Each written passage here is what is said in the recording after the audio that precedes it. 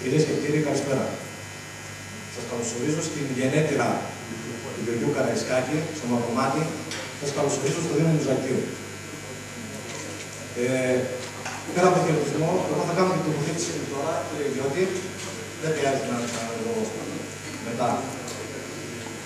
Στην Ελλάδα των μνημονίων, στην Ελλάδα που είναι σε όλα,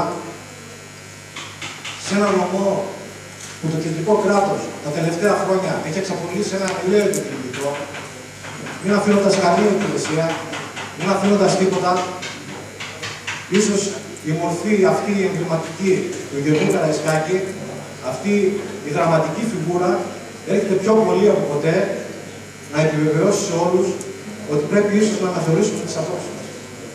Πρέπει ίσως να κάνουμε μία διαγραφή αυτών που έχουμε βιώσει ως τώρα και στη δύσκολη αυτή ηθική και αξιακή πιο πολύ ησυχία και λιγότερο οικονομική, γιατί πρέπει να θυμηθούμε ότι στην Ελλάδα εδώ και πολλά χρόνια υπάρχει κακή συγκυρία ηθών, κακή συγκυρία αξιών, τώρα έρθει και οικονομική κακή συγκυρία.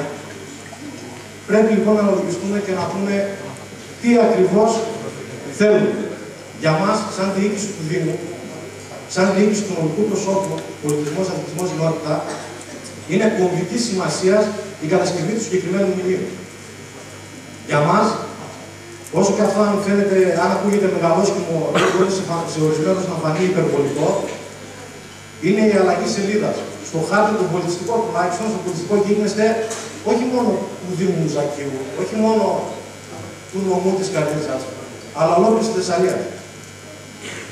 Η κατασκευή του συγκεκριμένου μνημείου, σε συνάρτηση με το Βυζαντινό Φρούριο στο φανάρι, το οποίο και αυτό σαν Δήμος Μουζακίου προσπαθούμε να το κάνουμε επισκέψιμο, να το κάνουμε συναυλιακό χώρο, προσπαθούμε να το αναβαθμίσουμε, για μένα είναι η απαρχή καινούργιων πραγμάτων στο πολιτιστικό γίγνεσθε, στα πολιτιστικά προγραμμένα του τόπου. Κλείνοντας, για να μην κουράζω άλλο,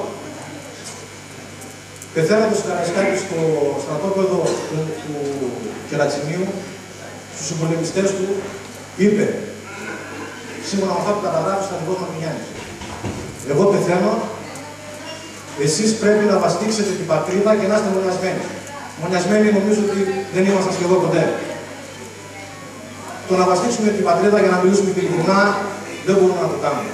Δεν μπορούμε να το κάνουμε γιατί πρώτον δεν έχουμε τα κότσια και δεύτερον δεν έχουμε τη βούληση, που αυτό είναι χειρότερο ακόμα.